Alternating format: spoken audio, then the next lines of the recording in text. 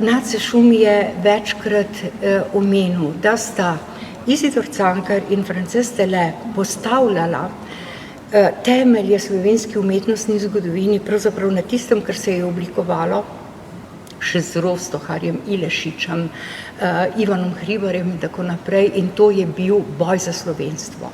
Slovenstvo v najpomembnejšem vidiku, s poznavanjem zgodovine, jezika in lastne kulture.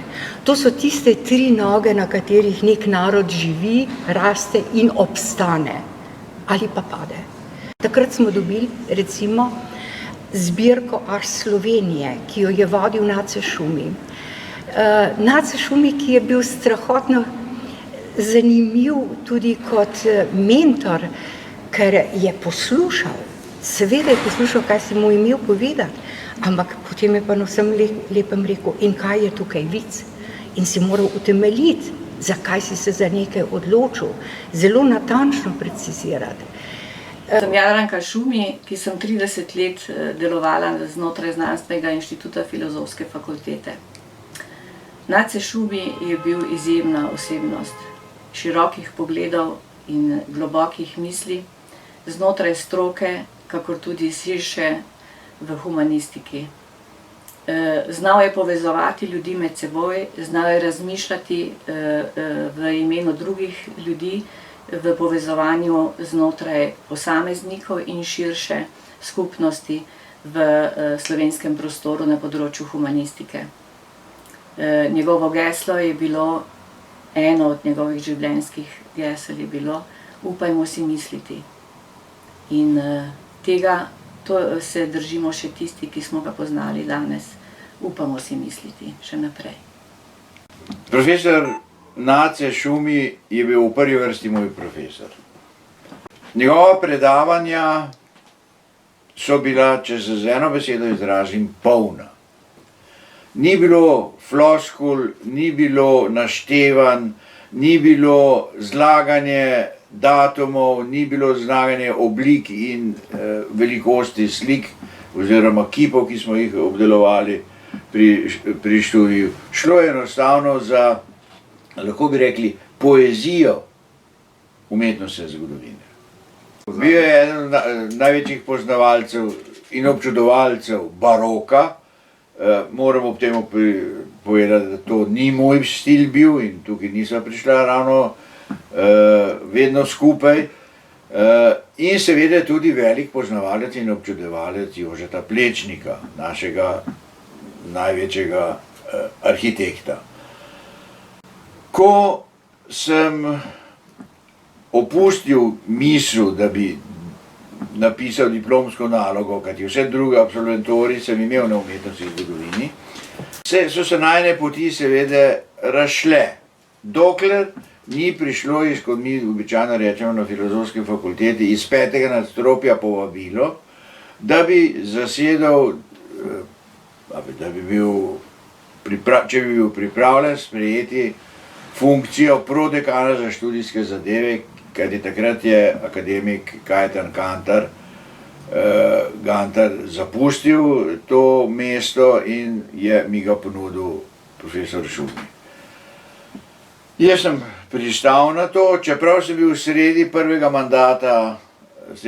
mandata predstojništva oddelka za zgodovino. Takrat se je začelo najno drugačno sodelovanje. Sodelovanje pri vodenju šole, kot je on velikokrat rekel, ne fakultete, ampak šole, in sodelovanje utrjevati med sodelavci pripadnost k šoli, k fakulteti, k univerzi, kar danes sploh ni več kakšna nuja, oziroma se danes to sploh več ne goji. No, tu so se zelo hitro ujela in moram reči, da je njegova elokventnost in, bi rekel,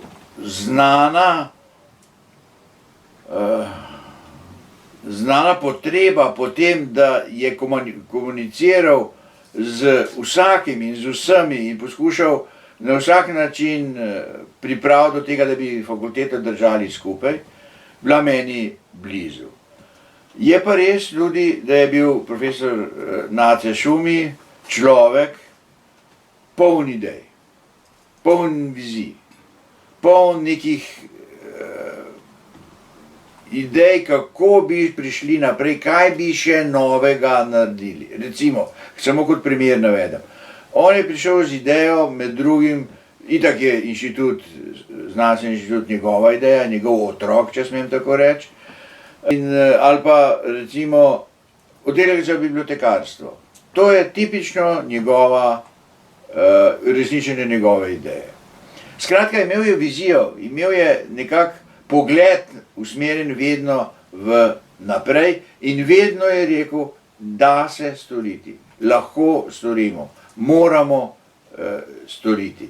On nikoli ni obupal, on je vedno znova poskušal stvari, ki si jih zamislil, ki se jih je zamislil tudi realizirati. No in tako je, ker je bilo meni to blizu, so se najine poti tudi človeško zbližale, postala sva prijatelja, še posebej smo bili potem familiarni prijatelji tudi z njegovo soprogo Jadranko Šumi, tako da je bilo nekako logično, da delujeva skupaj. Ko je odhajal kot profesor, torej šel v pokoj, in ko je odhajal kot predsednik sveta inštituta, se je spet obrnil name in je rekel, veš kaj, jaz bom tebe predlagal za novega predsednika. Na volitvah sem premočno zmagal, če se izrazim v volilni terminologiji. Jaz tega nisem dojemal kot samo svoj uspeh, da so volili samo mene, ampak sem dojemal tako, da je to potrditev usmeritve, ki jo je začrtal profesor Nace Šumi. In ljudje, kolegi, sodelavci so spoznali, ali pa so v meni videli nadaljevanje te iste usmeritve. In inštitut kot celica, kot en del filozofske fakultete, je popeljal pod Nacetovim vodstvom, pod Šumijevim vodstvom in pod mojim vodstvom, to smem brez sramu reči, pripeljal raziskovalno dejavnost na fakulteti zelo daleč, jo organiziral in jo seveda tudi prezentiral javnosti, kar je še posebej pomembno.